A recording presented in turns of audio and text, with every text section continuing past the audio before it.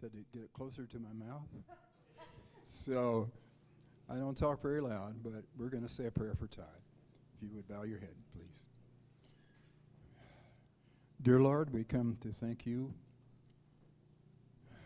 We come to you with grieving hearts, asking for your help in our time of need. We ask you to give us comfort and peace as we face the loss of our son Todd, a loving husband to his wife Jessica, and father to his son Nolan and the baby to come. And though we are grieving, we do not grieve as those who have no hope, for our hope is in you. We thank you for providing many loving family members and friends to support and encourage Jessica. Please continue to provide our entire family with strength, wisdom, guidance in the days ahead. May we all experience your presence, for you have promised that you will never leave us, you will never abandon us. This is my prayer in Jesus' name. Amen.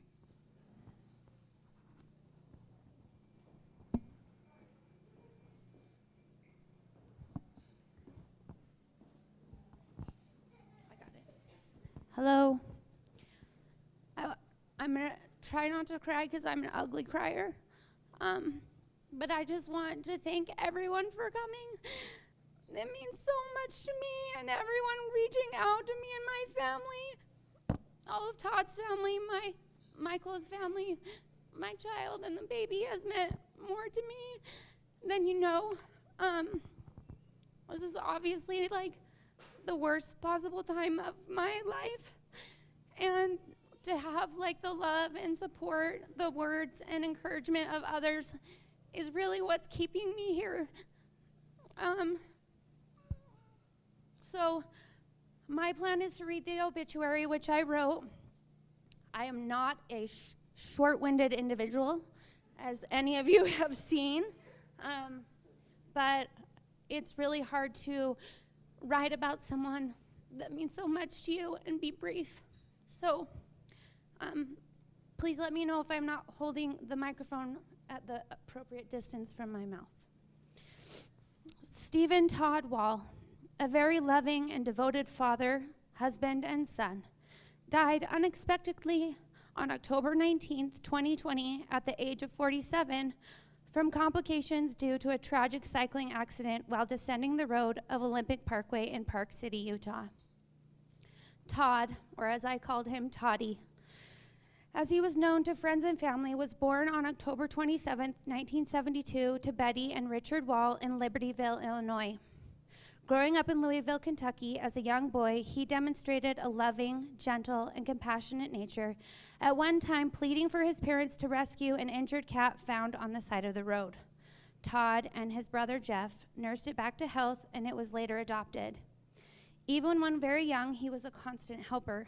He followed his dad around, one time climbing behind him up a 2-story ladder to lend his assistance. Todd was the first to stand up and help those in need, either by leading kids through Bible summer camp, building shacks in Jamaica as a part of a mission trip, or doing mission work on the west side of Louisville. His parents tell of his skill at all things using his hands. From woodworking to other artistic endeavors, he naturally excelled. If he didn't know how to do something, his independent and inventive nature would surely find a way. Todd's adventurous pursuits started young, when at the age of 5, he fashioned himself a homemade parachute out of a cereal box and string in order to jump off the shed. Todd loved and looked up to his older brother Jeff, following his great protector around, aspiring to grow up and be more than the ball boy on Jeff's soccer team. Even as adults, their healthy competition left the family laughing when they invariably made comparisons of height and hair volume, which we know who won both of those, right? Todd loved family, and his was one in a million. They taught him to be a helper, to stand up for the underdog, and take time to listen to those in need. At the young age of 15, Todd started working as a trim carpenter, which ignited a passion and talent that would later evolve into him becoming a project manager for Tall Pines Construction in Park City, Utah.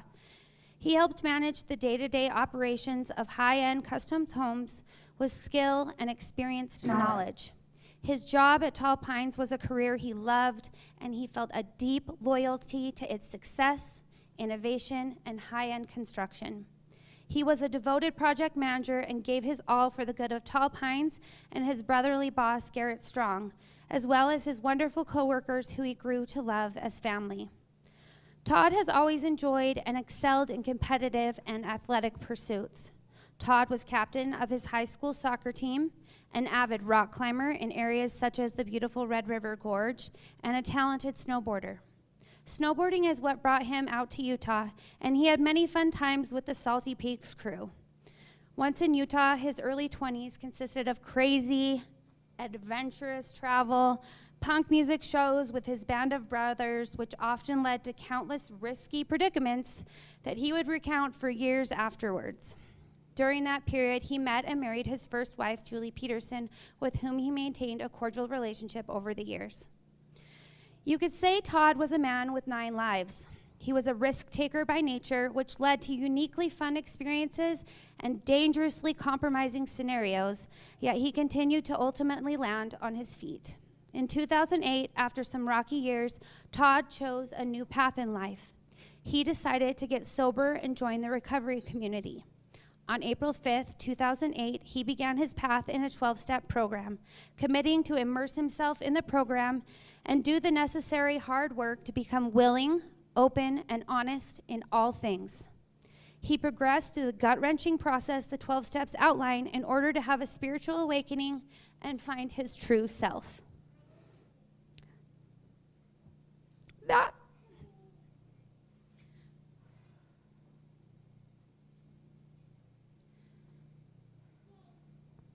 That same year, he met Jessica, his future wife and soulmate.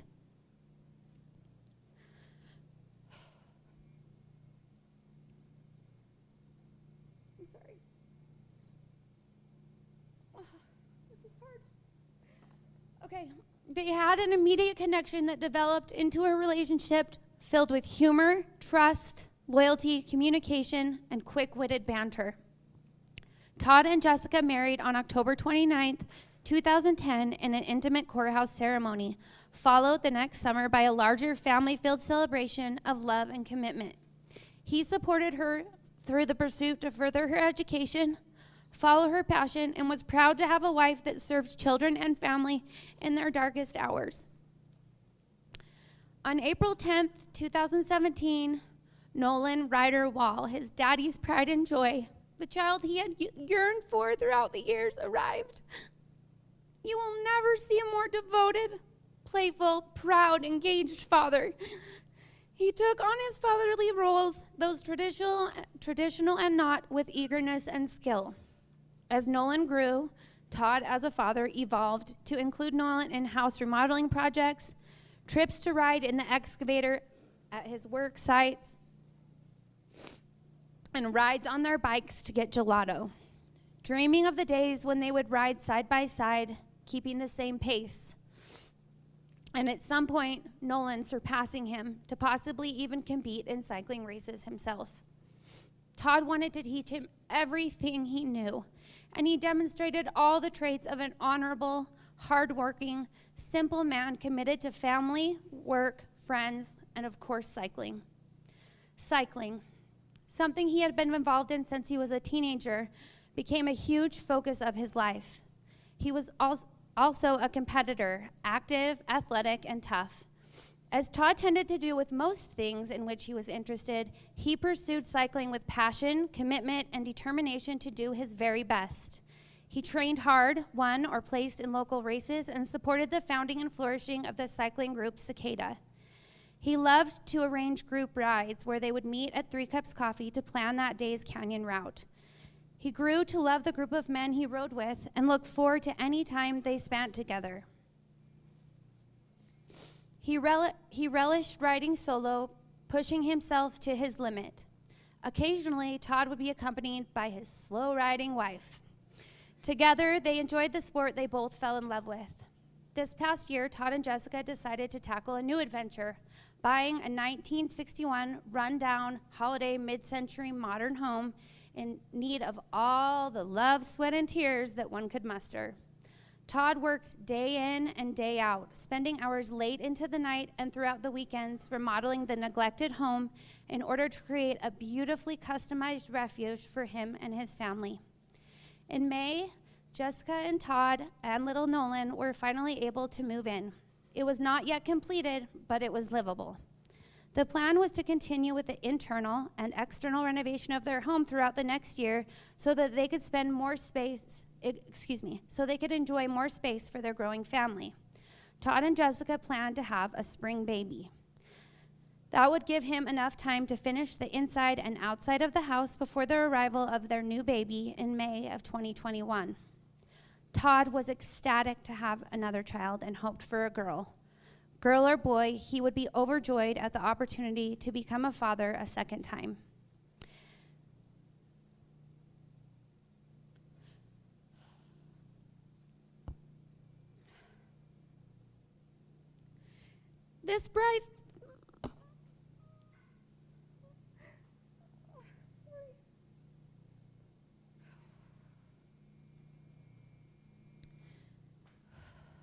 This bright future was interrupted by the tragic events that unfolded on October 9th, 2020. We are all heartbroken to have lost such an honorable, devoted, humorous, and hardworking man, a man who gave his all to the things and people he loved. He will be greatly missed by those who knew him. From the simple interactions of those of the coffee shop baristas to his family and friends who feel a gaping hole where a great human being once stood. He is survived by his wife, Jessica Platt Wahl, his son, Nolan Ryder Wahl, and child due May of 2021. Parents, Richard Dean Wahl and Betty June Wahl. Brother, Jeff Wahl with wife Mary. Niece, Caitlin Wahl. Nephew, Jaden Wahl. Sister-in-law, Ashley Platt, and nephew, Elijah Redinger. Also survived by in-laws Frank and Connie Platt, an untold number of friends that we're so blessed to have here today.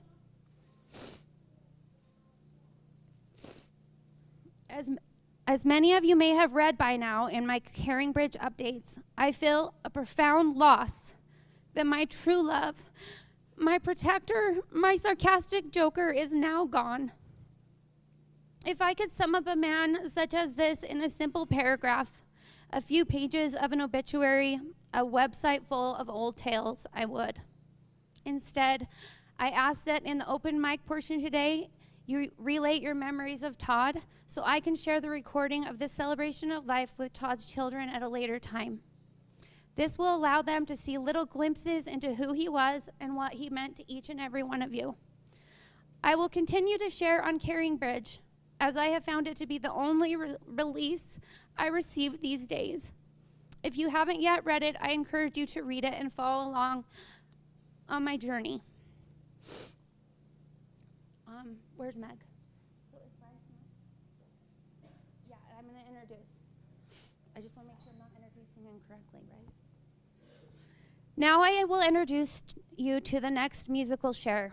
We have a song called Dirty Old Town by the Pogues, Todd's favorite band.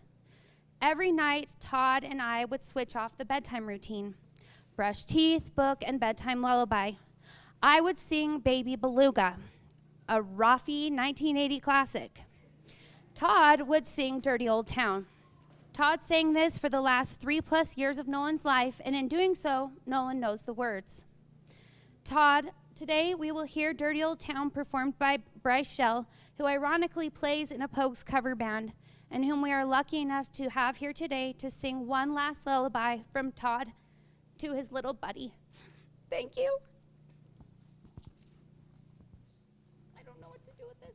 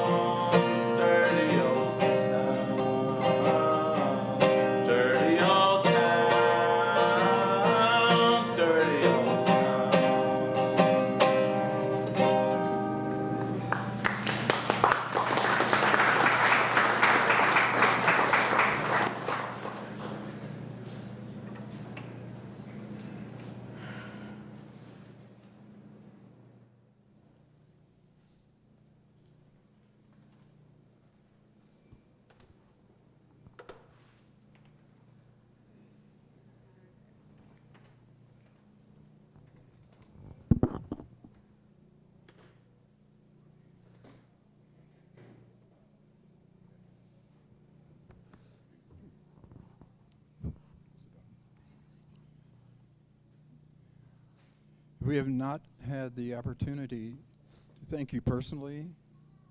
We'd like to say thank you to each of you for your prayers for Todd and his family, and for the continued loving support and encouragement to Jessica and Nolan. Some of this may be repetitious of what Jessica had said, but It's not on.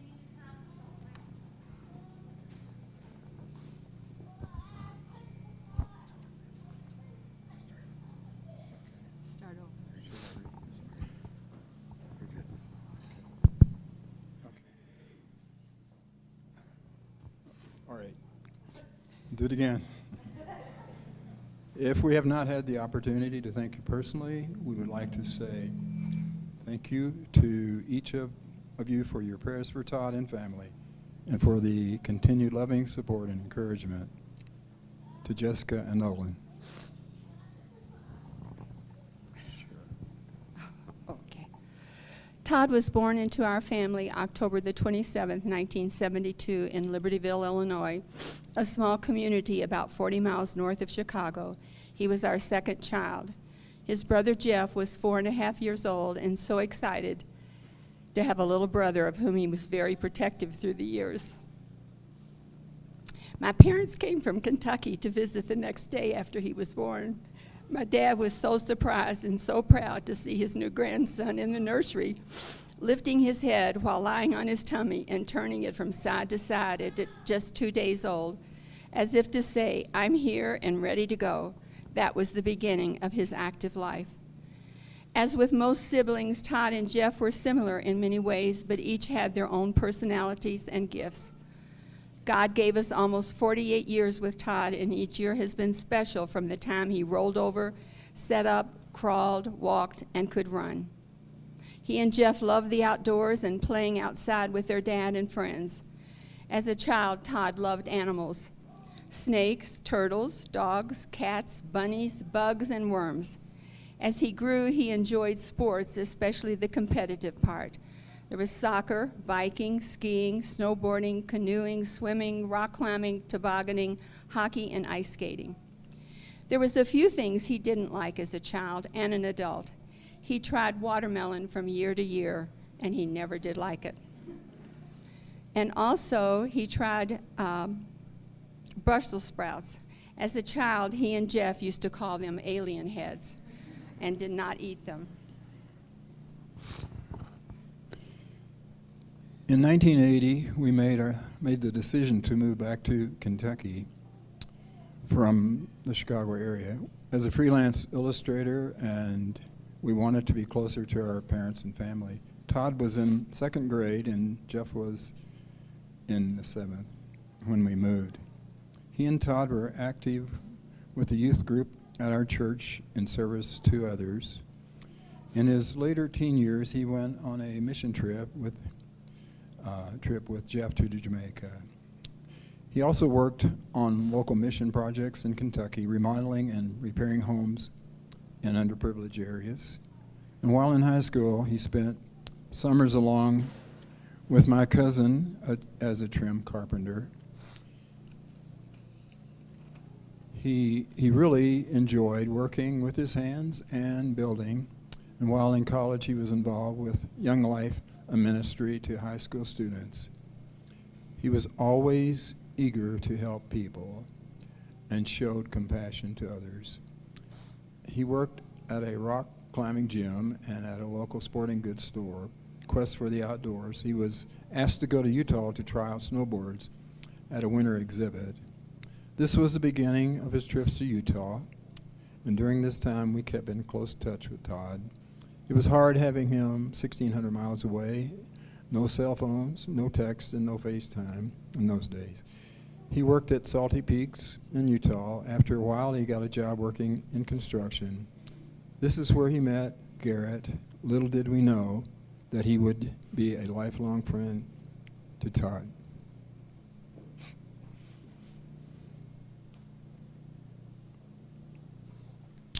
A friend to Todd, excuse me, and our family. Garrett started his own construction company and gave Todd a job doing what he loved. Todd had been through some very difficult years, and after his divorce, he joined AA. After a little while, this is where he met Jessica. A friend of theirs told me that after several months, Todd told her he had a crush on Jessica. In time, he brought her home to Kentucky, and we were so happy for them. The smiles on his face, we knew it was more than a crush.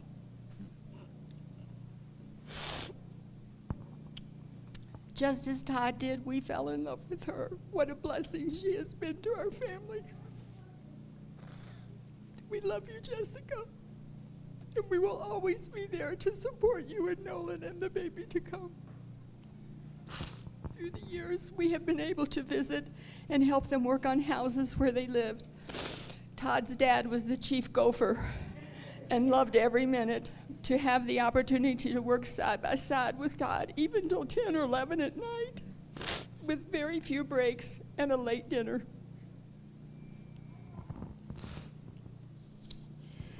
We are thankful for the recent 3.5-week visit with Todd, Jessica, and Nolan prior to Todd's accident. We thank God for who Todd became as a man, loving and devoted husband to Jessica, a proud father to Nolan. He was so very proud of his family. He was a loving son, brother, brother-in-law, and uncle. We will miss him so much, but we know he is with the Lord, and we will be together again. Thank you.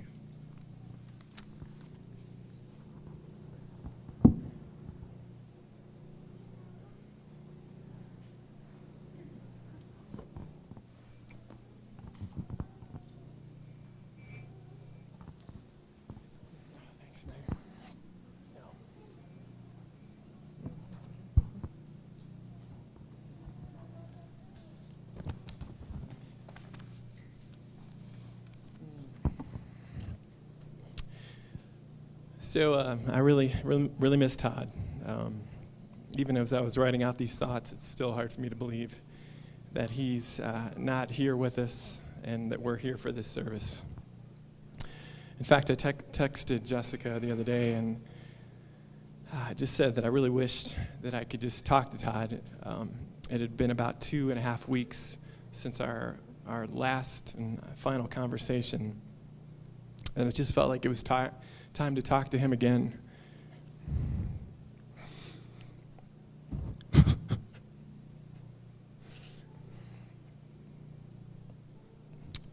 Following our normal rhythm of talking or FaceTiming every few weeks, usually while he was riding in his truck. Todd and I both moved out west in the mid-90s. I moved to Colorado, and Todd moved to Utah. So over the last 20-plus years, we've lived anywhere from about 600 to 1,600 miles away. But through the years, we felt like we continued to grow closer, and much closer than we were 20 years ago. For many years, we enjoyed connecting over the phone during and after the Louisville Cardinal basketball and football games. But over the last few years, our conversations have deepened and shifted as we have spent more time talking about family and work and just life.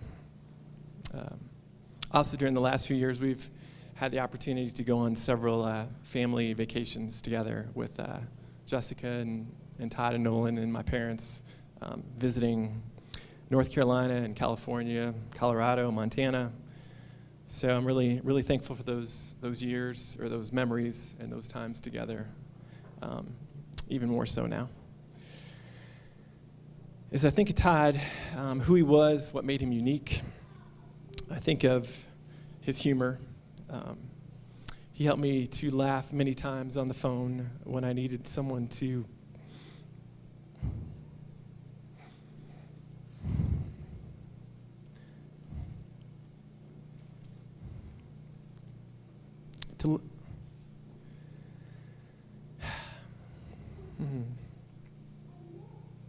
lighten the load of the day. He liked to joke and tease. I like to remind him that he would always be shorter than me. he liked to remind me that his hair seemed to be getting thicker, while mine was getting gray and receding. I have to admit, he did have some nice hair. Let's see. He also gave me a hard time about having a desk job and weak hands, as he would say, compared to his work and the strong hands that he had. Humor made him a fun uncle. Both Caitlin and Jaden loved their uncle.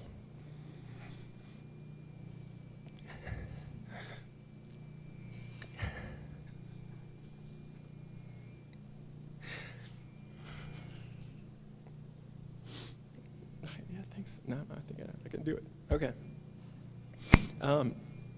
They love being with Todd.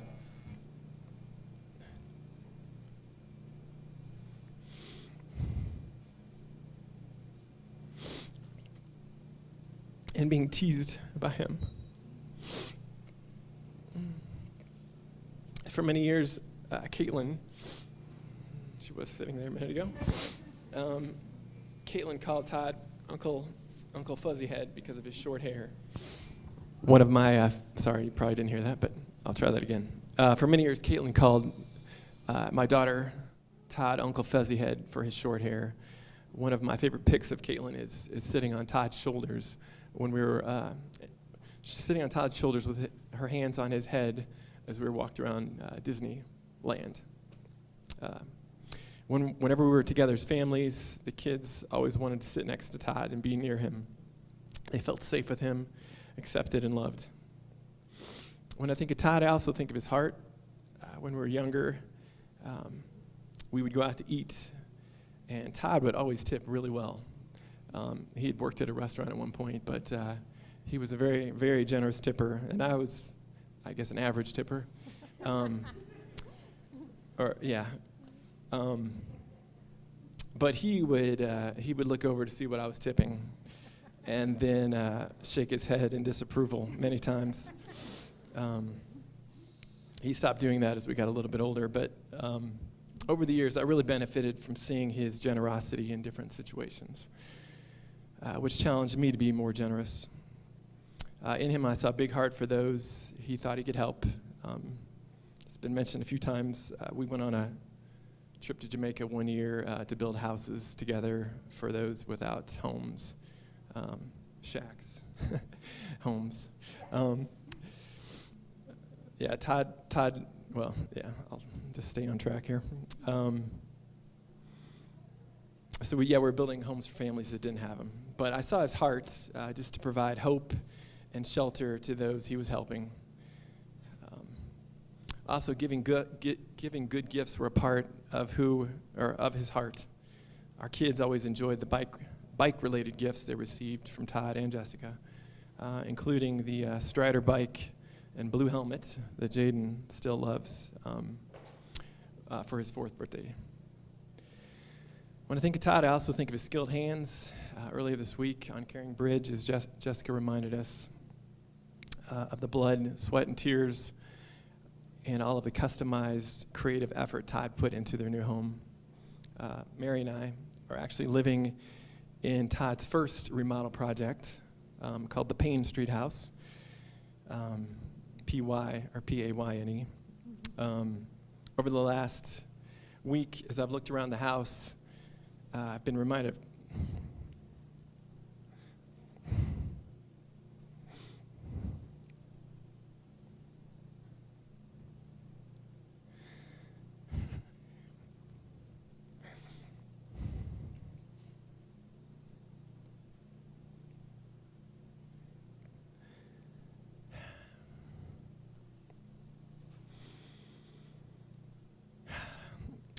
of Todd's skill and creativity, including built-in shelves, a fireplace mantel made from wood from an old farmhouse,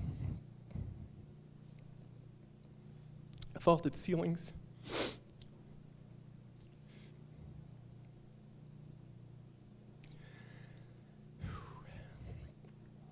in the second floor, bedrooms, exposing the wood beams up in the ceiling, and then customizing the bathroom drywall and a shower rod that was really unique for an antique tub that's there. Friday night at the viewing,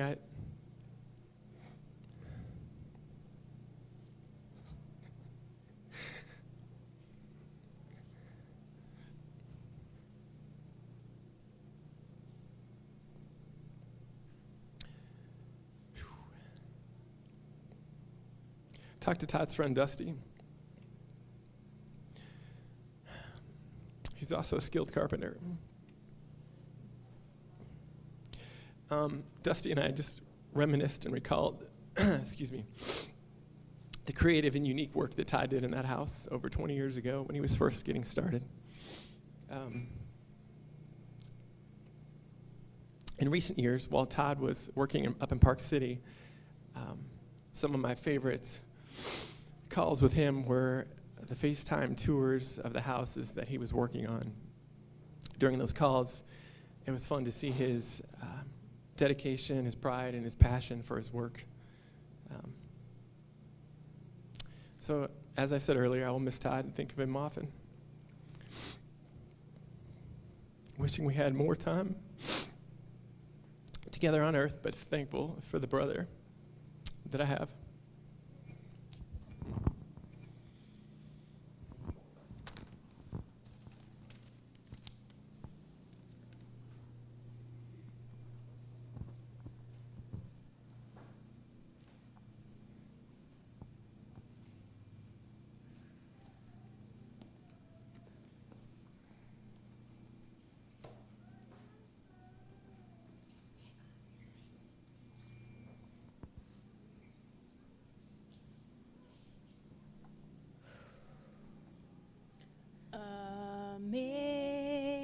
Amazing grace, how sweet the sound that saved a wretch like me. I once was lost, but now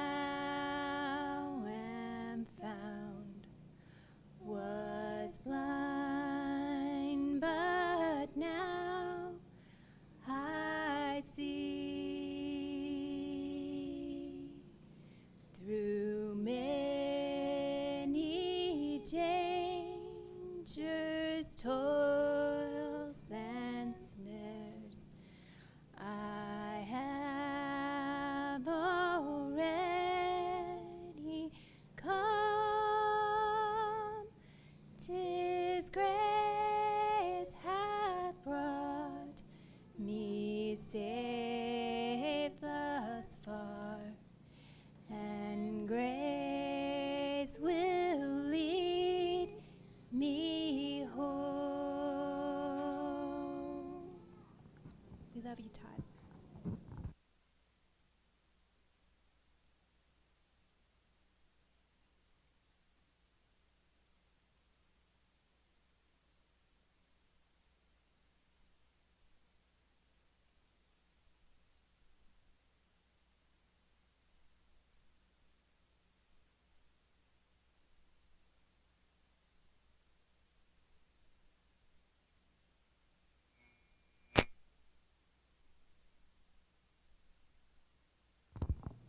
Are we good? Yeah. Well, hopefully I can keep it together as well as everyone else has.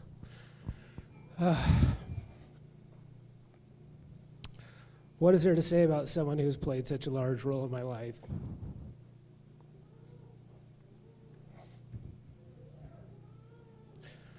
I've been thinking about what I would say about Todd since that devastating Wednesday night. He underwent CPR for 17 minutes. I hope that I can convey what an exceptional human being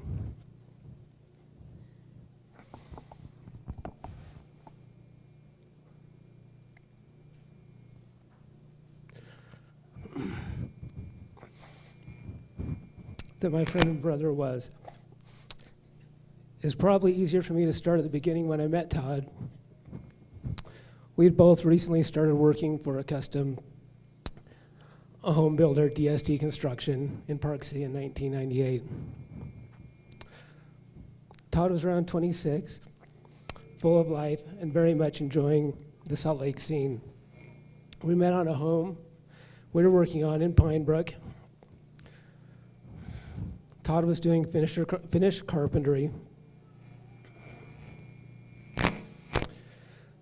a trade he had picked up in Louisville. At that time, we were both very hands-on, loved what we were doing, and we were both able to learn many different aspects of home building that would later prepare us for our work. Some of our favorite memories came from those days. For instance, the time I made us all work through a snowstorm in Immigration Canyon. It was snowing so badly that Big John, one of Todd's friends from Kentucky, was actually wearing his snowboarding goggles. To this day, Todd still liked to give me a hard time about that and call me a slave driver. Of course, I like to give him a hard time too, as around the same time, he fell asleep in the closet, sitting on a bucket, doing finish work, when he had stayed out too late the night before. I can still envision the first time I met Todd on the job. He had his own sense of style. At that point, he was very much influenced by the punk bands, especially the Pogues and the Ramones. Back in those days, he didn't have any tattoos yet, but he was sporting a small spike below his lower lip and a tragus piercing in his ear. At that time, he was still driving his beloved Mazda MPV with the rocket box on top. He thought he was so cool in that thing. And honestly, he was.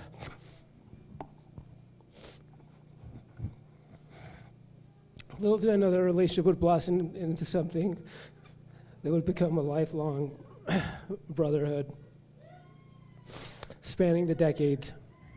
It's funny that Todd and I became friends back then, because I didn't fit into the party scene very well. Being newly married and not partying, but boys from Louisville are raised right, and he and his friends always treated me well, and I enjoyed the time we spent together. From time to time, I would drop by and see how Todd, Bo, and the rest of the crew were doing. I remember one time in particular that I stopped by to see them at their rented home on 13th East. I knew that they were home, but as I pulled around the back and approached the wide open door, no one was to be found. This puzzled me for a while, and I later found out that they had thought that my loud Land Cruiser with the Chevy 383 was their landlord. Todd and the rest of the crew had run out the front. We've laughed about that many times. One of the things you have to understand is that Todd went big. When he was traveling in his Mazda MPV for rock climbing or adventure, moving to Utah to snowboard, partying in Salt Lake with his Louisville brothers, getting in fights back in the day, or riding his bike in the crit races, Todd went big. He also had a constant love through his life, all things Louisville, including basketball and football. To say he was a dedicated fan would be putting it mildly. If there was a game day, he was wearing a jersey and flying a flag. I have heard enough about it, I can tell you who the coaches were and which players on NBA teams played there.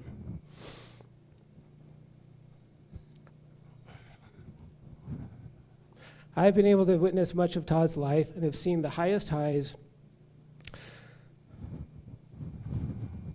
and the lowest lows of Todd's life, but those have led to the highest and brightest times. For it is the hottest fire that produces the finest steel.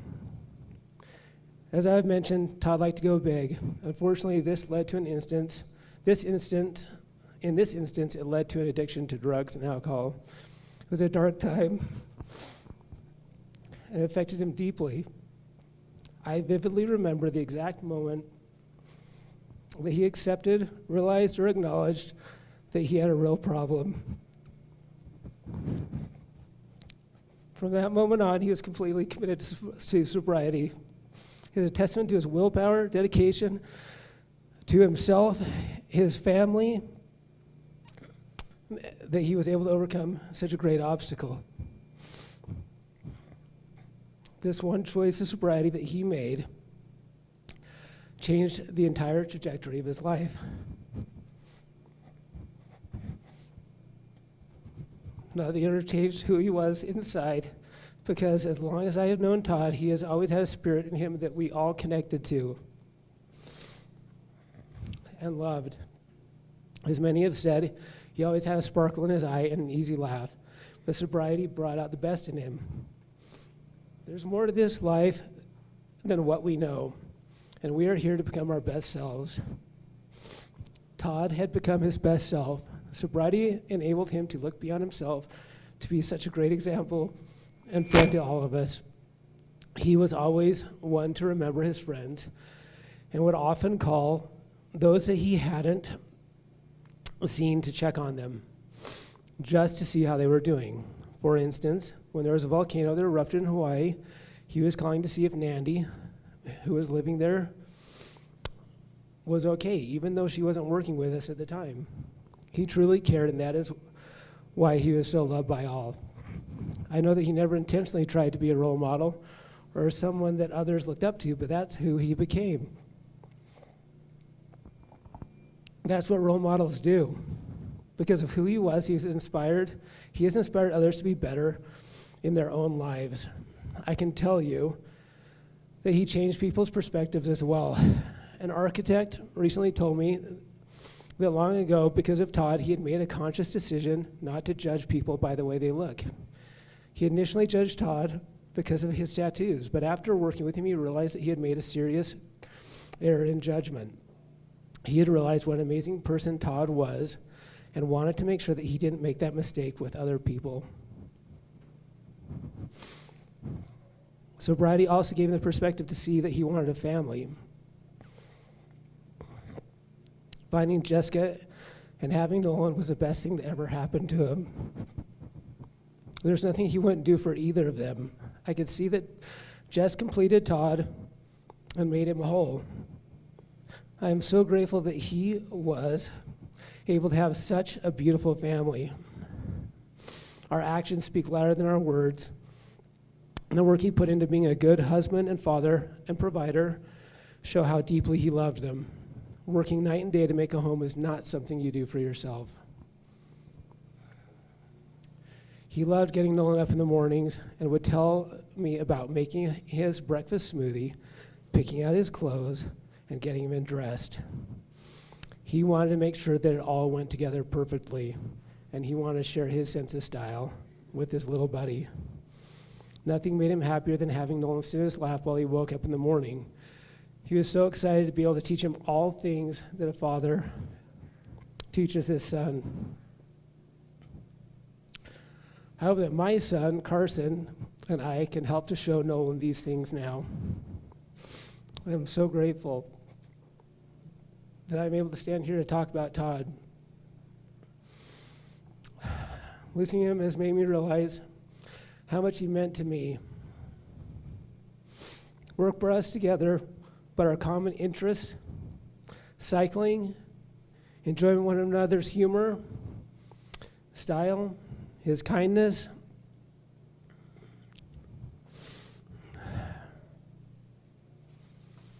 and other qualities have forged a friendship that spanned over 2 decades. Not too long ago, one of our excavators asked Todd how he could stand working with me. He had been listening to Todd, and I talked to each other and had assumed that all the banter and dialogue meant that we had serious issues with each other. What he hadn't realized was that he was listening to weren't words of anger.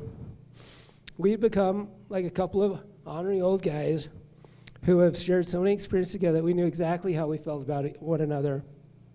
Our banter was a way to show how much we cared about one another. One quick example of this that Todd absolutely loved occurred during one of the thousands of phone calls we had while talking. Todd was on his way somewhere, and Nolan was in the back seat. Todd had answered his phone, and immediately after I said hello, Nolan asked if it was the mean guy.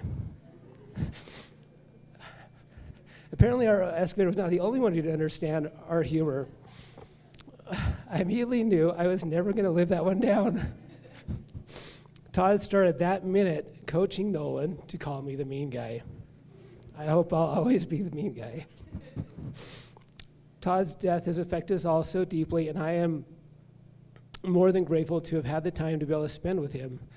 I'm especially grateful that our family has been able to spend time recently together.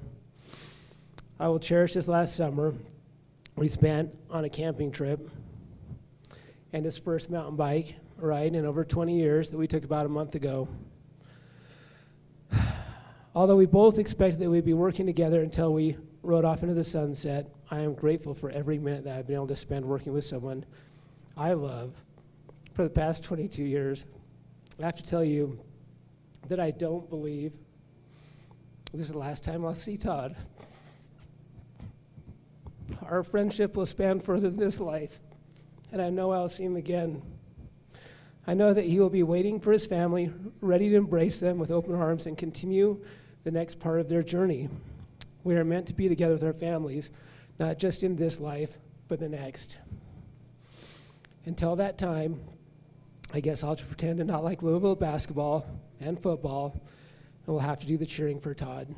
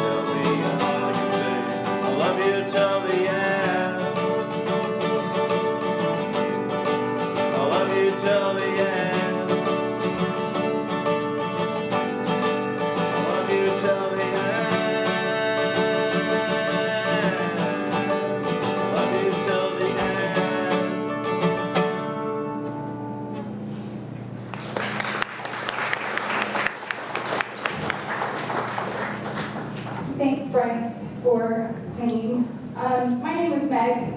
I am friends with Todd and Jess. I'll try to hold this together. I met Todd a long time ago. I have one distinct memory of doing shots with him and the Louisville boys at the Specials playing at Club Zephyr. I'm grateful that that's all I remember from that night. I walked into recovery in 2007, and when punk rock or metal people walk into recovery, we tend to see one or two of our own come in. Todd stumbled in about 9 months after me, but when I got sober, I met Jessica. She said I scared her at first, but I just thought she was the biggest light. Like, I didn't understand how someone could illuminate so much light. And, you know, we began our friendship then. When Todd came in 2008, there was a couple other of us that were there, and, you know, it's kind of like gang of brothers. As soon as you see, you know, your punk rock brothers and sisters coming in and getting sober, you kind of, you know, because we're the only ones in the room not in white stitched pants and like blonde highlights. So we tend to group together. And I remember thinking, I was telling Dick and Betty this, that, you know, I thought, Todd's a good dude, but I don't know if this is gonna stick. Like, this is really hard work, you know, and I've seen this dude drink, and I just didn't think that it would last. And boy, did he prove me wrong. And it was right around when he first came in to the 12-step programs. He was like, let's go get some coffee, kind of catch up. I think it was our time to kind of talk smack on everyone else that was there. And, you know, he had his shaved head and his white t-shirt and his super baggy jeans and his Vans. And we were at the Green, it's the little place off of 33rd and 11th, the Greenhouse Effect or something, and we started talking about it. And then he started asking me about how long you're supposed to wait before you date in recovery. And I was like, a year, dude. Like, you're not supposed to do anything for a year. And he had this smile, that Todd smile. And I was like, which one? And he was like, well, I kind of like that girl Jess. And I was like, Jessica? Really? And it was just the look on his face.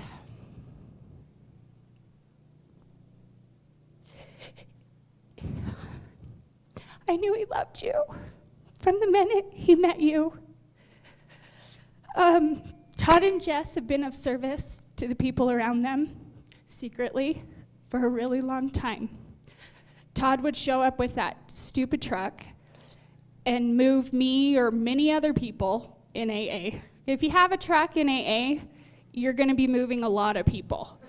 And Todd did, and he always showed up, you know, he always showed up with that ridiculous big truck, and he would, you know, bring some other dudes along and move whoever together.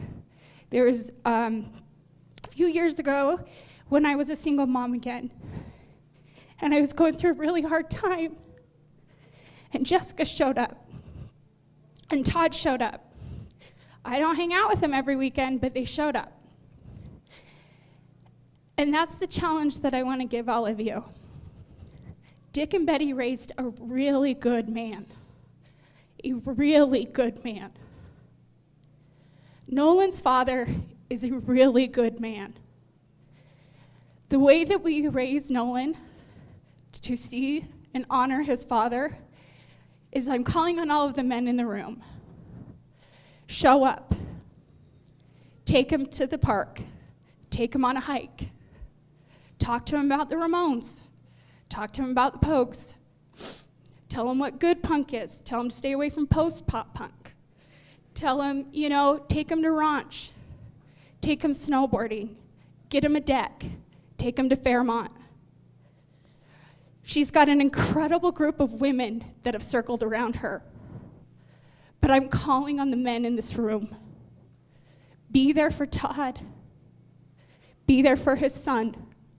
That's how you can support. The monetary donations are great. The service is great. But when all the dust settles and we go back about our days, I call on the men in the room. to show up for Nolan and that baby. Take those kids and show them things that Todd would show them. Send them cards. Let them know you're thinking about them. Show them what real men do, because Todd was a really good man. Where's Matt?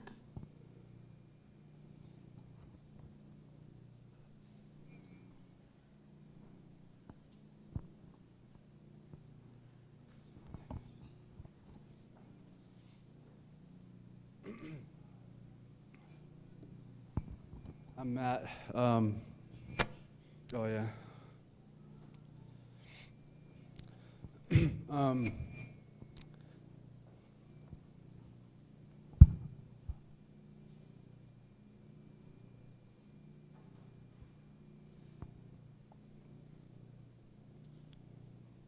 Jess asked me to speak, and ever since then I've been trying to sit down and put something together. And for one of the few times in my life, I'm really struggling with sharing.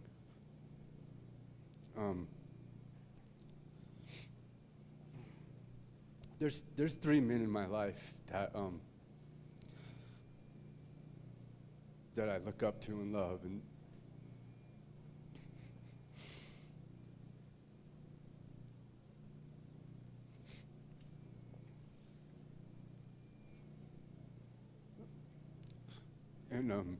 you know, we lost one of them.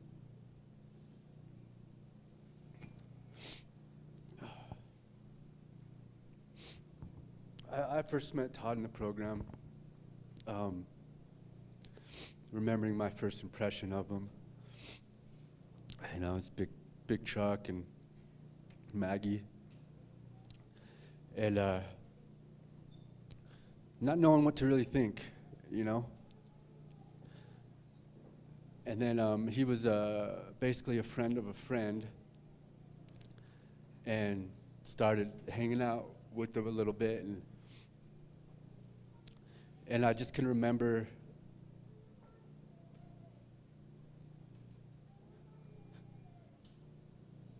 he was just a good friend from day one.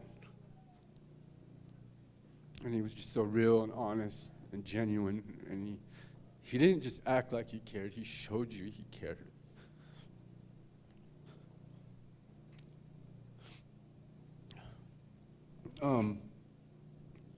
You know, I got to spend a lot of time with Todd and Jess as couples. My ex-wife and I, we were very good friends, and we used to do a lot of stuff together, and you know, we tried to go out to dinner, but it'd be hard because where does Jess want to eat? And that was always difficult, and you know, but somehow we got through it, and we would have a good time. And you know, they were there for us through everything. Lots of good times. Something we always looked forward to, and which was the first year it didn't happen, was the 4th of July barbecue we used to have, you know, and I don't even know how many years we've done that, but the reason I loved it so much was because I knew I was going to see people there that I hadn't seen probably in a year, you know, a lot of times. And it was just such a good time. Jess's and Jen's birthdays were close together, so we would kind of 4th of July barbecue / birthday party kind of thing. And I remember it would always be like a day before, and we'd be like, you know, forget the little things like the cake, you know, and stuff like that. And we'd be scrambling around trying to figure that kind of stuff out. And you know, people would come and we'd bring the kids and had so much to look forward to. And we'd all sit out in the front of the 45th South house and watch the fireworks. And you know, what I always got out of that was just truly the family our friends had become. And it was just always such a fun, special thing, you know, and I always cherish those memories and those moments. And like a lot of things right now, I'll think of Todd, you know? And our friendship was just awesome. You know, we used to like Garrett was touching on, I still watch Louisville basketball because of Todd. And you know, I'd go over to Todd's and Jess's house, and we had this tradition of going to Wiener Schnitzel and getting these things called dog packs, which were like 5 chili dogs and 5 chili cheeseburgers. And Jess couldn't even be in the room just because of how they smelled, you know? And we would eat it all. And then we would talk Jess into running down and get us a shake. And she'd eat a shake. But, you know, we just had such a good time. There's very few people that I can sit and not have to talk with. But Todd was that kind of guy. You could just sit down and everything was okay.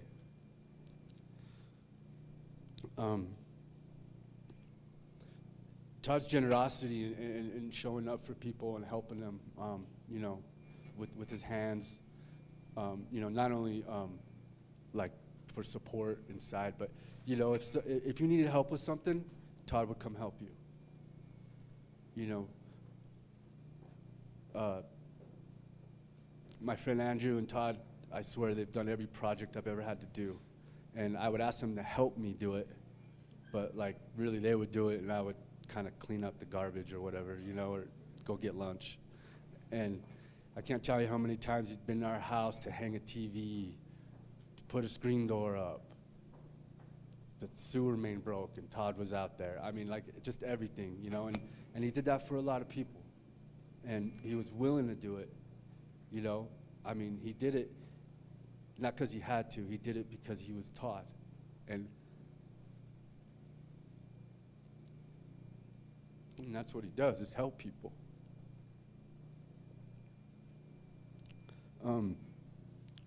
This isn't the greatest memory, but I remember I got this frantic phone call one day, and Todd was, I could hardly understand him. He was yelling. He was driving really fast. Maggie got sick and was dying, and if I remember right, I don't think he could get a hold of Jess right away or something. I was trying to get a hold of Jess, and I just went to the animal hospital where Todd was headed to. And, you know, he was in there, and he loved that dog so much, like to a point where he, you know, used to say Maggie saved his life. And if you know that story, it's real, you know, and kind of all with the recovery thing and stuff. There was a big part in that. And anyways, Maggie passed, and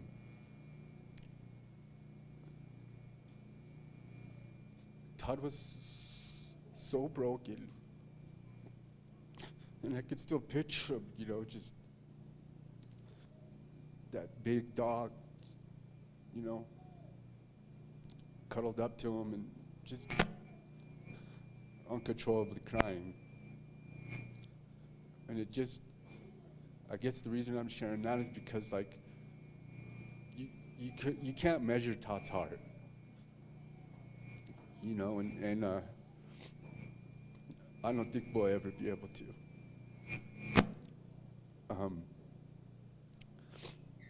I also remember when he met Jess and how all that went down, and I remember Todd even had enough respect, I guess, to call Jess's ex-boyfriend at the time and say, hey, is it okay if I go out with Jess? Do you have any issues with that? And he said he did. And I'm not gonna say what Todd said, because we're trying to not go there today, but let's just say it was very much Todd not caring what this guy thought. And I remember that ex-boyfriend calling me, and I just remember telling him, well, at least she's gonna be with a good dude. When they got married, it was really cool.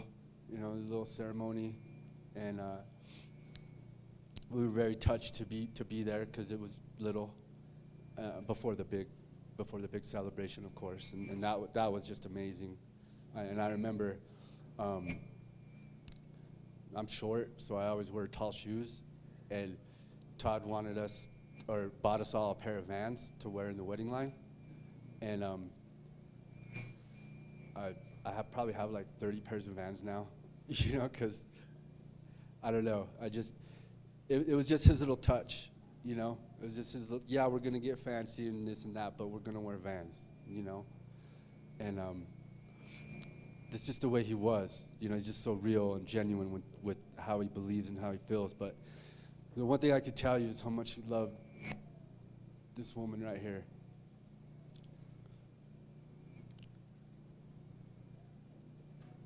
I looked up to Todd in the way that he was a husband and a dad and a friend and all that stuff. Like,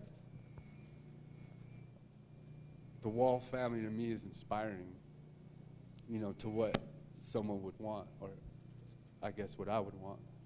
And they really were the best together. Like, I remember when they first got together, kind of knowing the two of them, like, how's this going to work? You got Jess, and you got Todd, but it balanced. And he was so sarcastic to her, and so whatever, and Jess just took it so well, and it was just this bond that was just unbreakable. And it was special. One of Todd's proudest moments, of course, is when Noli was born. I've never seen him so happy. That's what he wanted.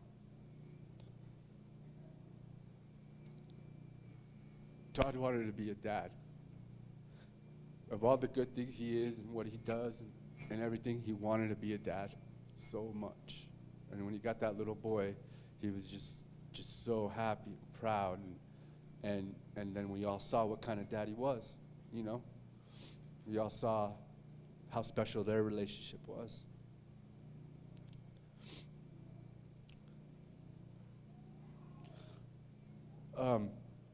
We all have our stuff, life happens, and I'm not talking about this because I have no idea about this, but we all have experienced loss in different ways. And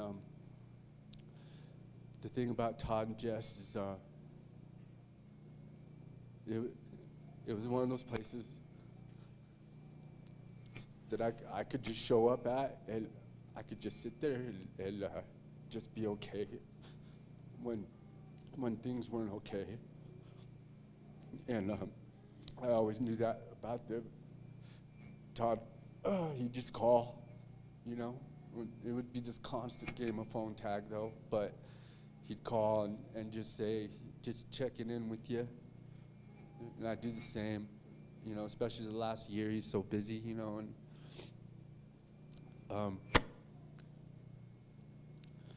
we were in Moab one time, and anyone that knows Todd and his cycling and stuff, of course, he's awesome.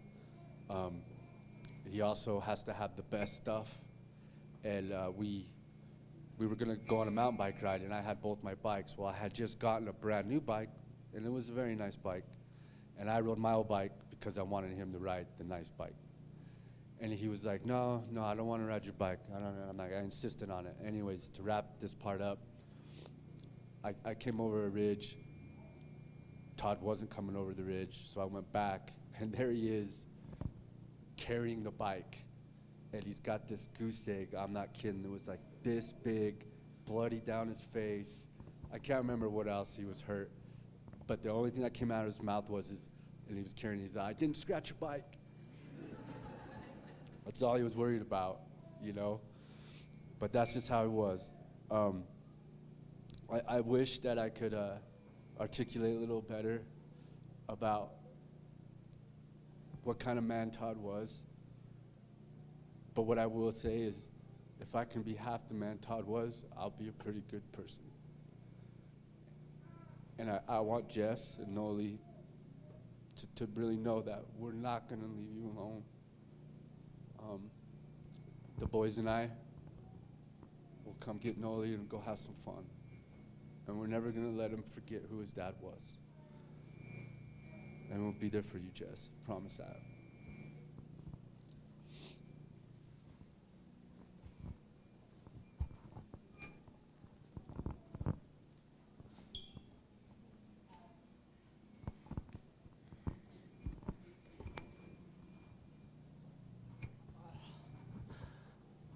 This thing on? Yeah, I guess it is. Hi guys, my name's Andrew, and I was a friend of Todd's, and I'm honored to be asked to share a little bit about my relationship with him, and I want to tell Todd's parents he was an amazing man. You raised a good one, and I'm really grateful for the time that I got to spend with him, and I'm sad that it was cut short, but I got to spend some good time with Todd, and I just kind of made some notes here, some memories and experiences that I had with Todd. And one thing I could tell you is that I like Todd out of the gate.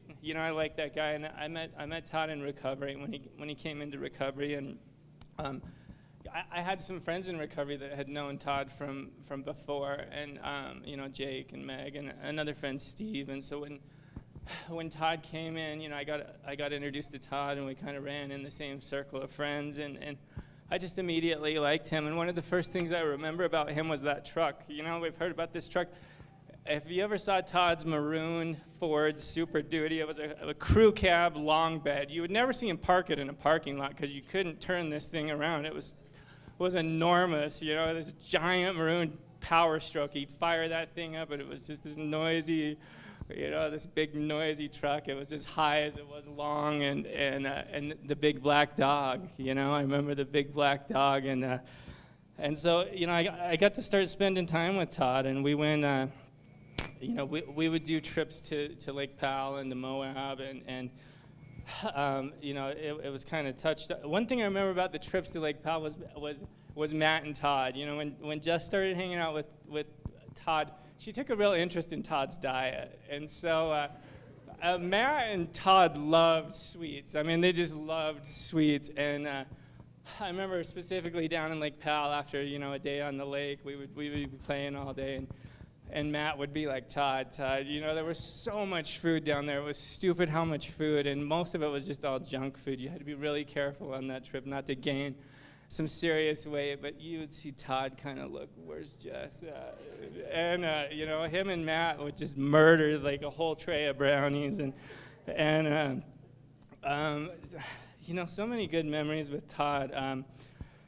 One thing I remember too is I was this Real Salt Lake fan. I didn't grow up playing soccer. I didn't grow up playing soccer, but when Real Salt Lake first came to town, I started going to some soccer games, and I know most of you aren't soccer fans. I understand, that's fine.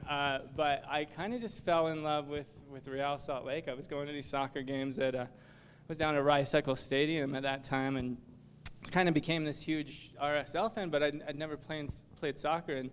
And Greg and Todd talked me in, and they're like, man, why don't you start playing soccer? And Todd took me to the soccer store, and we got some cleats and some shin guards and socks and a ball, and I started playing soccer. I remember the first indoor soccer. I remember the first time I ran on that field, I just felt like a deer in headlights. I didn't have a clue what I was doing, and Todd would just kind of coach me out there on the field and just help me along. And he and I we kind of hit it off and became good friends. I loved his sarcasm. I loved to just hang out with him. I loved his smile. His teeth would always poke through that. It's like he was always smiling. And we talked about let me back up. So, I started talking to Todd about how he's from Louisville, but it's not Louisville, it's Lowville.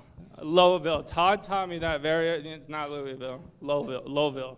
And I had to practice it with him Lowville. Real deep, Lowville voice. And that big stupid truck, I'm pretty sure there was a rebel flag on there somewhere, I think, at one time. And I started talking to him. I used to like to tease Todd a little bit because he was like, I'm from the South, and I was like, is Lowville really South? Like it's pretty far north. And I actually did a little research on it, and Kentucky remained neutral during the Civil War. They didn't pick one side or another. They were just going to jump on board with the winner, whoever the winner was. And so I used to tease Todd about that. Are you really from the South? I don't know. And had a lot of fun. So some of my favorite memories with Todd is we both bought these motorcycles, and mine was these old Harleys. Mine was a 77 Ironhead is what I had, and his was a little older than mine. His was a little older, and it was a shovel head. And I think I bought mine for a few $1,000s. I think he bought his for about $6,000. I think I dumped a couple thousand in mine, ended up selling it for about $5,000. Todd dumped about $20,000 in his, I think, and ended up selling it for about $6,000, the same price he paid for it. But we kept this bike down at my shop, and I love, every free chance we got, Todd would come down and we would fab the fenders, and we'd be waiting for parts to show up in the mail, and we'd come down and we built this bike, and it was a cool bike. It was way cooler than mine, and man, I cherished that time that I got to spend with him. I remember the day my first child was born, I was planning on going down to the shop and working on the bike with Todd, and my wife at the time, Sarah, she was like, I don't think you should go. I'm having some contractions. And I think I was more disappointed than Todd. Well, I mean, I was excited to have my first baby, but I'm like, geez, do you think I have time to go down there for a little while? I just enjoyed hanging out with Todd and spending time with Todd. And think of some other memories. They talked about the 4th of July parties at the house. It was like a staple. Like, it wasn't a question, what are you doing on the 4th of July? It's like you're going to Todd and Jess's. And my wife and I at the time, Sarah, we had Halloween parties. It was kind of the same thing. On the 4th of July, you were at Todd and Jess's, and on Halloween, you were at Sarah and Andrew's house. And I remember some of the costumes. I remember specifically when Jess and Todd got off easy this year. Todd just came as himself, and Jess came as Todd. She dressed up as Todd. They were the Todds. And it was hilarious. And I remember these costumes that they would show up in. And I think he was Belle one year, right? And American Gothic was one of my favorite. He shaved his head down the middle, and they just looked amazing. They always had the best costumes at our Halloween parties. Todd would drop into my work with projects, if he needed something fabbed up, or just, a rack for his truck or something. And Todd was the kind of guy that, if he ever needed anything, he was a good friend, he was a good friend, and I would have dropped anything to help that guy. He was a good guy. And I remember one of the things I remember about Todd was this handshake. Like, when he would go to leave, he never stuck his hand out. It kind of just hung here, and he'd be like, all right. And we'd do the handshake and the hug. And one of the last times I saw him was, I would host the UFC fights at my house sometimes, and Todd showed up to watch the fights, and I could tell he'd been working on the house. He had his work clothes on, and he was excited, telling me about the progress on the house and these special baseboards he was doing in there. And I was just always glad to see him. I was always glad to see Todd. And one of the other memories that I had, and I was driving in this neighborhood in Sandy, and I just had this flashback to this time that Todd called me. He kind of called me out of the blue, and he's like, what are you doing? And I'm like, just kicking it, what's up? And he's like, well, and I could tell he didn't want to be calling me. He didn't want to ask for help, but he was on his road bike with Jess, and he had these carbon fiber wheels with the tires glued on.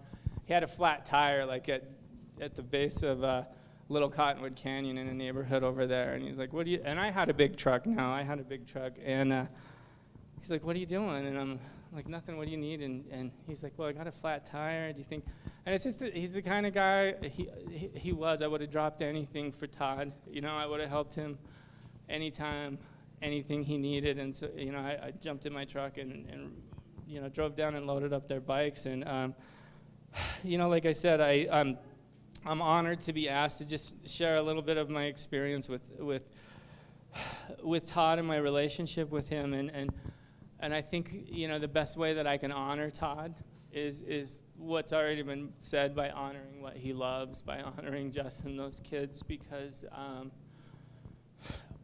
I never want to forget that man and what kind of impact he had on my life, and he was a dear friend of mine, and I'll miss him dearly, and how I'll honor him is by honoring Jess and his kids. So thank you so much for asking me to share.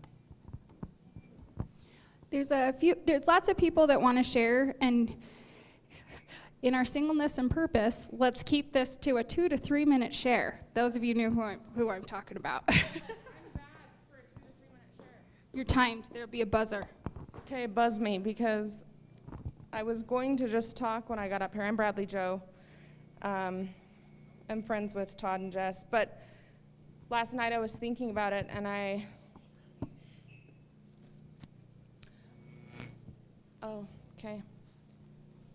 was thinking about it last night, and I probably have one of the worst sailor mouths in the house right now, so I figured that I would write it so that I didn't make any. So, buzz me if you need to. I have no idea how long this is. Todd, you are one of the most mellow-mannered, kind men that I'd ever met. I loved the way you would gingerly move around the room, pausing in order to deliberately be present with the person in front of you. People mattered to you. Connection mattered. This matters. One of my favorite memories of you is spending the day together in Maui when you chauffeured 5 of us women around from store to store. You absorbed all of the estrogen in that van, and you'd claim that you weren't listening when somebody would accidentally spill the beans that perhaps weren't their beans to spill. But coincidentally, however, you also managed to chime in with your quick wit at all of the right times to break up the monotony of small talk and traffic. Throughout the hours-long rendezvous, I didn't hear you complain a single time. Even more shocking, you didn't rush us. I think you're the only man that hasn't rushed me while shopping. I love the way your smile told a story. It was contagious. An invitation that expanded wide across your cheeks, squinting your eyes like you knew a beautiful secret. I look at how Nolan's smile lights up his whole face, and I love that you left a part of yourself there. I never really got to see your bare face beneath your grizzled beard, but I sure am enamored by the cavernous dimples that you left, Nolly. You smiled about a lot of things, but the biggest grin was most consistently about your family, like a magnetic request to join you in the delight of life. I was always amazed at your patience and your willingness to help. I remember the time you brought your expensive Irish butter to share with a bunch of kids who were showing up to Berkeley's pancake party so that I didn't have to leave and go to the store. You saved the day. I'm really grateful that you liked my massages. Even though you made Jessica ask for you about 90% of the time, I was always delighted to exchange updates about our lives while I rubbed your shoulders. Those times are even more precious to me now. Thank you for living such a wholehearted life. You always kept going. You didn't have a spleen, which meant when you got sick, you were quite sick. And each time you'd get strep throat or another infection, you'd be back on your bike, probably way too soon. You'd call me and you'd say, okay, so I rode today and my heart rate was in like the 190s, and is that fine?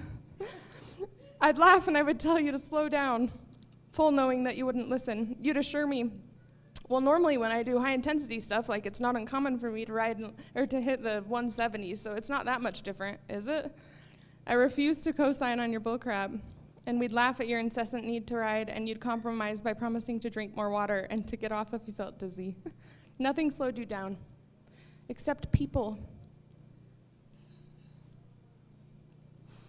Thank you for caring enough about other humans that you were willing to find one simple or true thing in common with each of us, and then you would meet us there.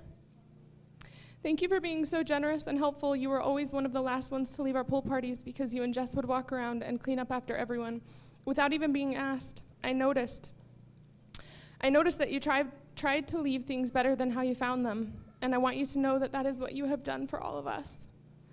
Even though it is clouded by the pain right now, you've left us better than how you found us. You were good at that. Thank you for being a notable example in our recovery community and in your own personal life.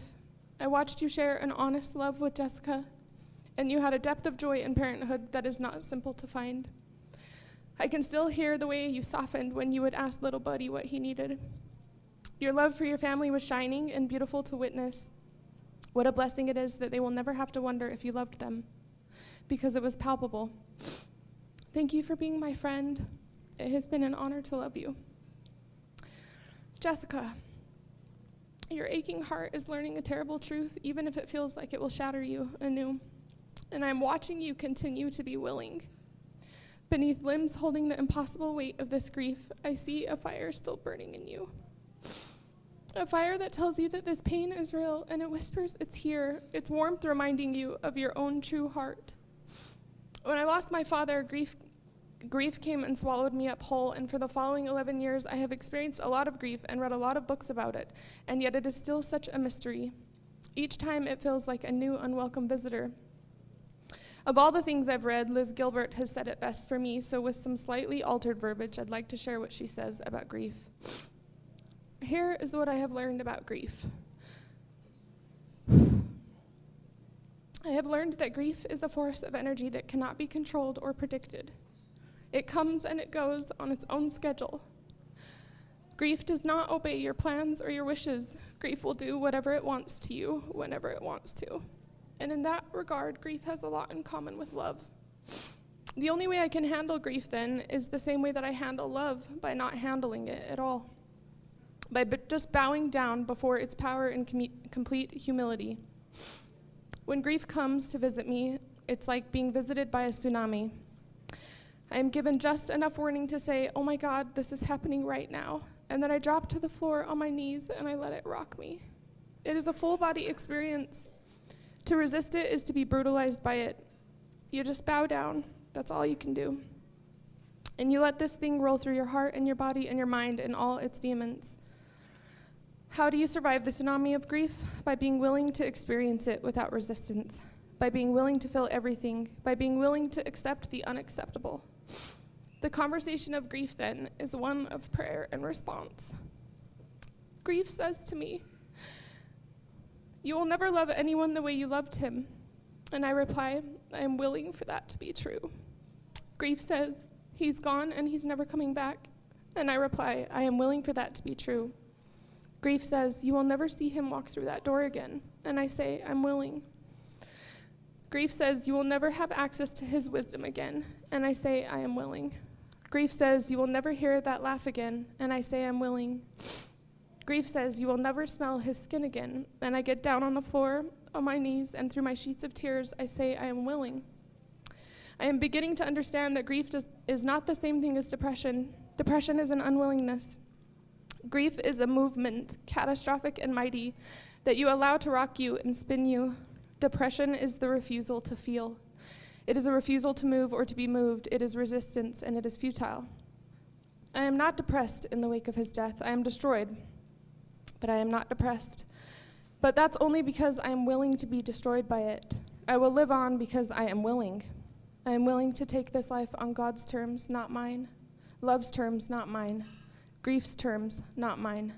I am willing to surrender to the reality that I will never understand any of this. I am even willing to accept that I may not ever fully heal from this loss. Grief says, you may never recover from this, and I say, I am willing. That is the job of the living. To be willing to bow down before everything that is bigger than you, and nearly everything in this world is bigger than you. Let your willingness be the only big thing about you. The spark of absolute unique energy that showed up as Todd is no longer here in physical form. I cannot wrap my head around it. What is he doing now? What is he being now? Death is every bit as common as life, and both utterly baffle me. I don't understand life any more than I understand love or death or grief, but I am willing to be here for the duration of the mystery, and I am willing to be rocked by every last tsunami. I don't know what Todd is doing or being now. That is not for me to know. I only know that we will all love him forever. I have watched your love for Todd bleed out of your pores over the last few weeks. I've stood by while you've dropped to the floor and you've let this love and this grief rock you. I am in awe of your willingness to feel all of it, to let it all roll through your heart and your body with all its vehemence. You are brilliant, Jess. You will never be alone. Your courageous heart will be rewarded. You just keep bowing down, that's all you can do, and we will help carry you and your babies.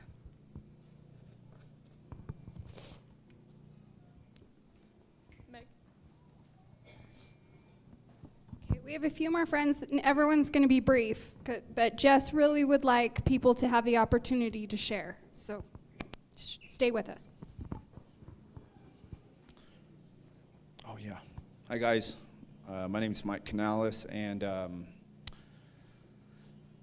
wow. I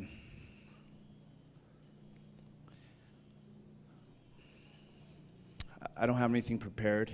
I was asked to say a few things when I walked in, and you know, I'm honored to. I've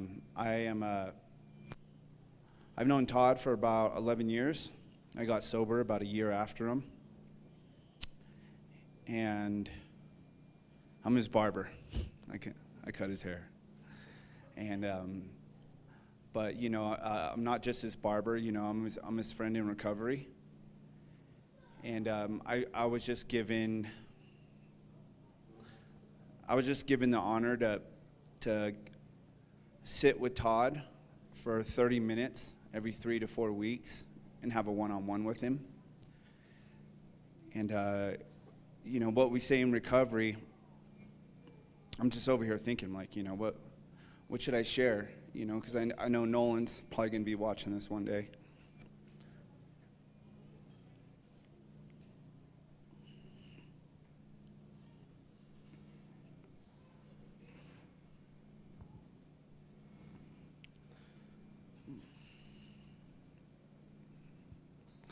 We're told in recovery to tell the truth. You know, if you're going to share it, tell the truth. Don't bullshit. And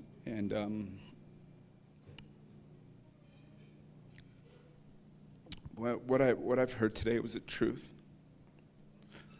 about Todd. I looked at Todd, kind of echoing what has been shared, is, you know, he was a man's man for me. You know, he was a guy I looked up to. He had more sobriety time. He was a little older. His story was a little rougher than mine. And he was a good husband, hard worker. And,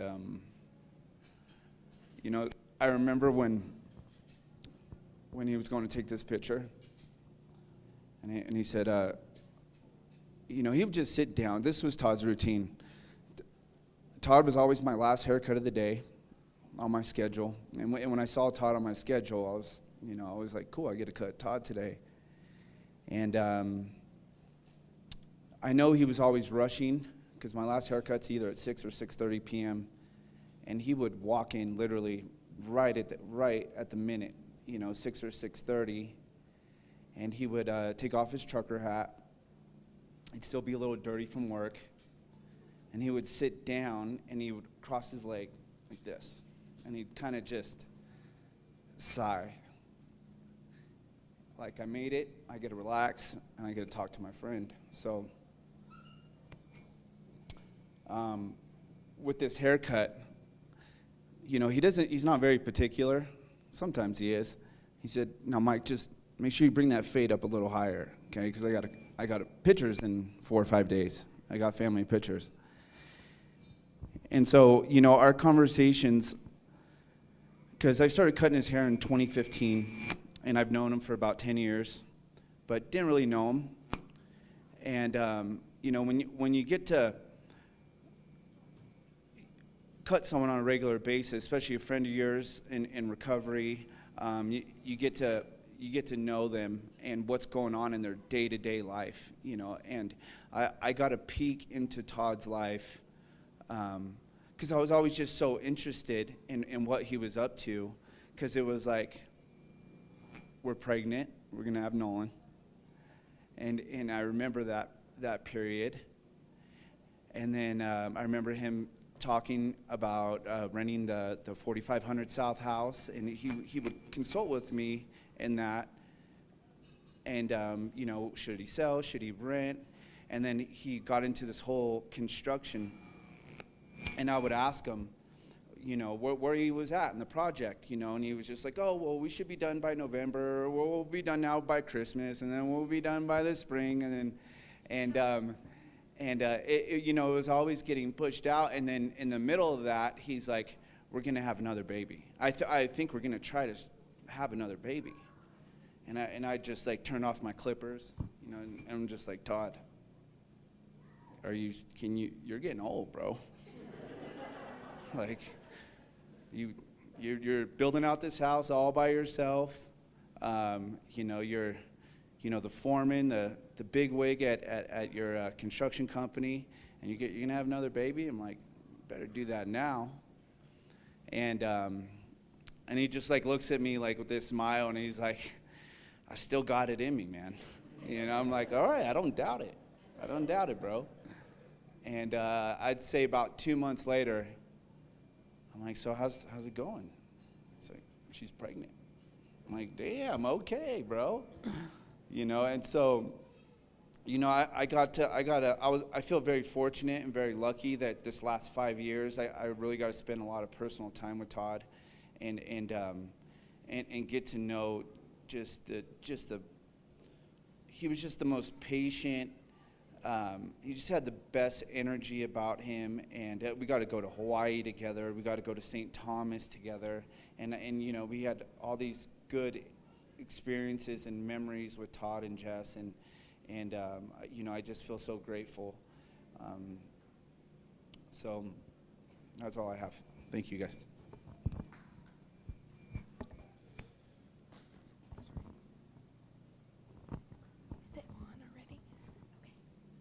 Hi, I'm Caitlin Wahl.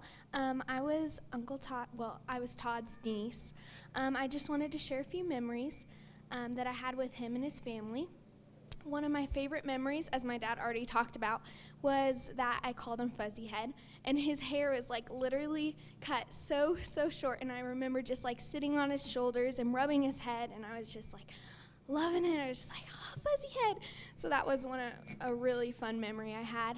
Another fun memory was that he always loved to joke around with us. Me and my brother Jaden, he always loved to joke around with us, so that was really fun. Another memory was that one time we were at my grandparents' house, and I remember that Aunt Jessica, your shoulders were hurting, and he was like, hey, can you rub Aunt Jessica's shoulders for a few minutes? And I was like, I don't really want to. He's like, I'll give you a tip. And I was like, ooh, a tip, okay. So then I remember, you know, I was rubbed her shoulders, you know. I did it extra long because I was like, a tip, you know, I want a tip. And in my mind, I thought he meant like a money tip, but that was not what it was. So after I finished, he was like, here's your tip, stay in school. And I was like, come on. And I just remember I was like, oh, I did all this. But another memory I had, was at their wedding, and I remember being the flower girl, and I remember how much fun that was, and I had my cute little dress on, and it was really fun to be able to just remember how excited I was when my parents told me that I got to be the flower girl, so that was really fun. And then also this past summer, I got the privilege to go with them, or ride with my grandparents out to Utah and spend about 3.5 weeks there, helping them move like from their house. And I just remember like how much fun I had, and yeah, I just really miss him, and we have a lot of fun memories together, so yeah. Do we have any last minute? For those of you who don't want to stand up in front and speak, over here we're still going to be doing the interviews that will be taped for the kids, so.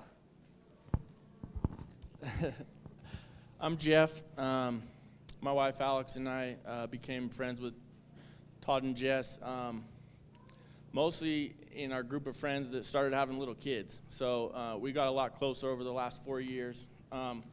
And Jess wanted me to share a little something, and all week I was like, I don't know about this, and I don't know what to say. And this morning I'm making pancakes for the kids, and I start getting all these thoughts, and I was like, oh, I better start writing this down. So I'll try to keep this brief, but, you know,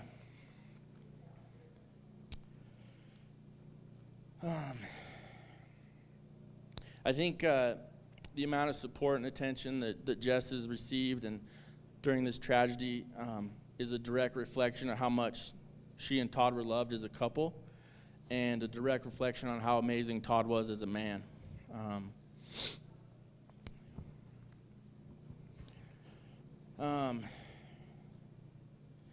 There's a bunch of us with little kids, and I think for me that's what makes this so hard or hits home.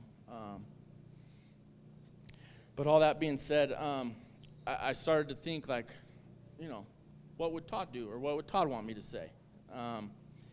And I think Todd would want us to laugh and joke and remember him for the smart-ass, sarcastic, loving, thoughtful, helpful friend, father, and husband that he was. He'd want us to do our best to celebrate his life, which we all knew he lived to the extreme. The other night at the viewing, there was a few of us guys waiting in line, and I'm sure in an attempt not to feel the weight of the situation, we were cracking jokes and giggling. And I got a sharp elbow in the ribs from my wife, and it dawned on me, if Todd was in line with us, he'd be doing the same thing. And I turned and looked, and there was a big smiling picture of Todd looking right at me. And I knew it was okay. Like I said, I actually met and started hanging out with these guys about 4 or 5 years ago at the annual 4th of July party. Todd cooking burgers for everyone, even though he didn't eat meat. Making sure we were all having a good time. And I remember, which was already been shared, the treat. He loved cookies, and he gets so excited. About a month and a half ago, we went camping with our families. You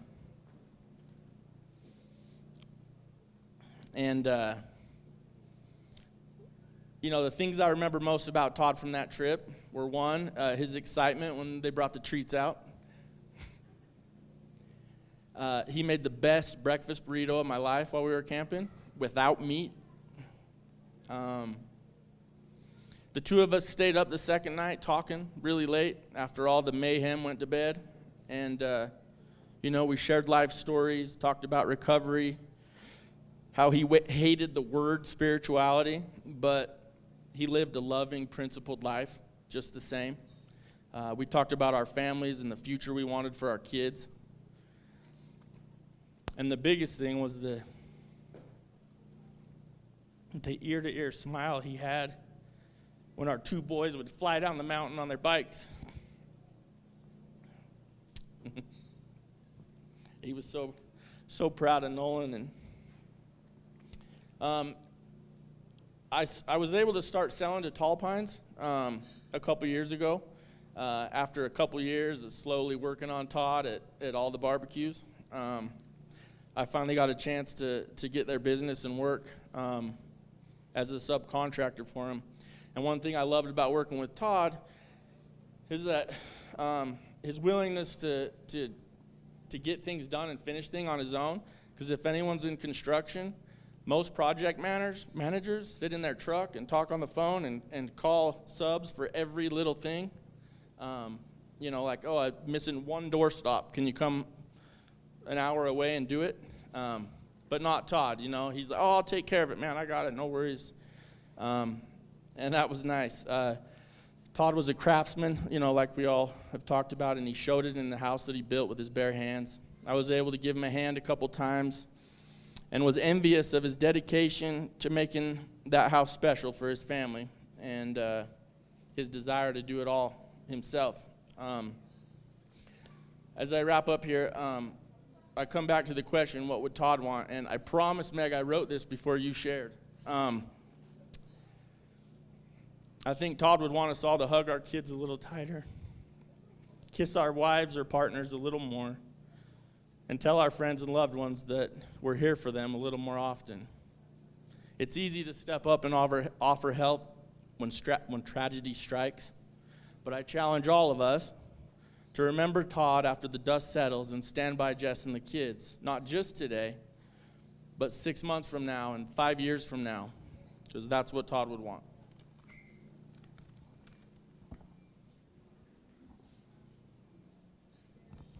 Any last? Oh.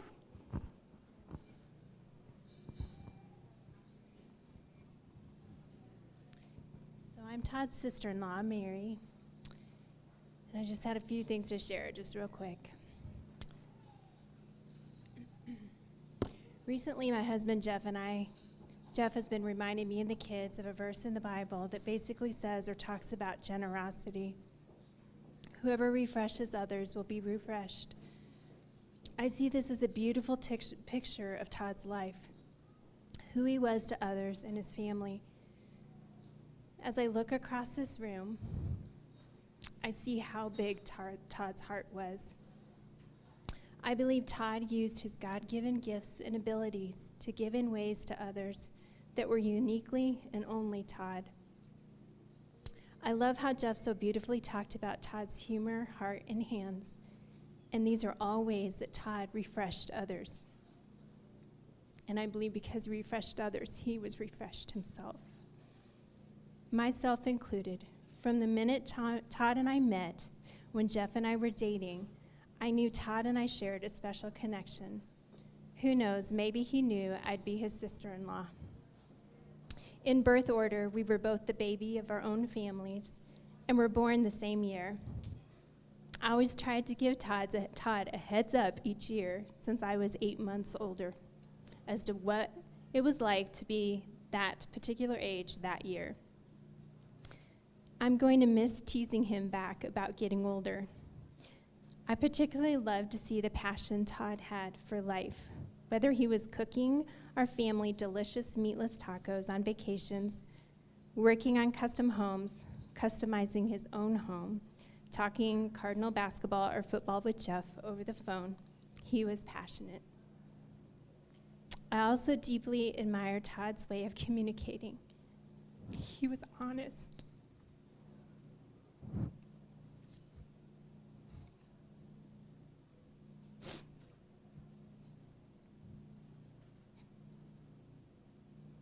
If he didn't agree with something, he would voice it. It was so refreshing to me. I could go on and on about ways Todd refreshed me, but as we've heard today, he's refreshed so many others in so many ways. I will deeply, deeply miss Todd.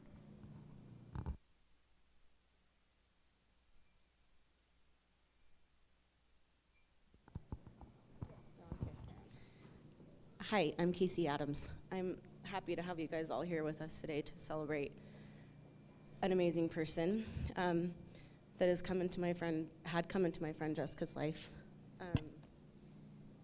I've been friends with Jessica for a very long time, since we were 15 years old. We met in gym class where she was singing some ridiculous song at the top of her lungs. Oh, the national anthem. Ladies and gentlemen, do you want her to sing it right now? Anywho, so she was singing loud and getting in trouble, and I defended her and said, she can sing as loud as she wants. Leave her alone. So we both got kicked out of gym class. That's the beginning of our friendship. But I've always had Jessica's back, and I will always have Jessica's back. And we've been through a lot of things in life together. She's been there for me through lots of amazing things, traumatic things, losses, all of these things. And I was so happy for her and excited for her when Todd came into her life and started creating their life that they've created now.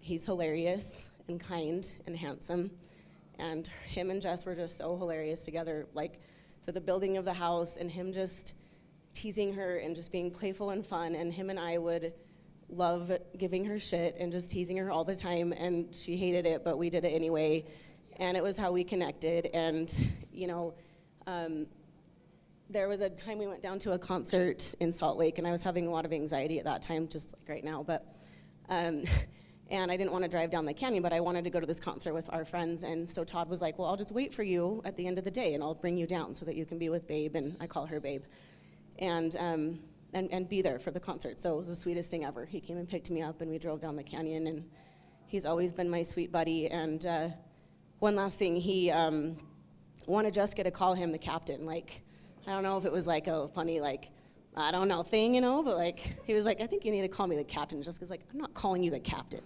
And I was like, I will call you the captain. So he'll always be the captain to me. And I feel that everyone should know that we all are going to be here for Jessica and those little babies, and my husband and I and all of you. She's so blessed to have an amazing community of people in her family, her father, Frank, her mom, Connie, her sister, Ashley, you know, Betty and Frank, amazing people. And I've gotten to get to know these beautiful women in her lives, and they've become my new sisters. So I love all of you guys, and thank you for being here for her, and I love you, babe. We're not going anywhere. So thank you guys all for being here with us.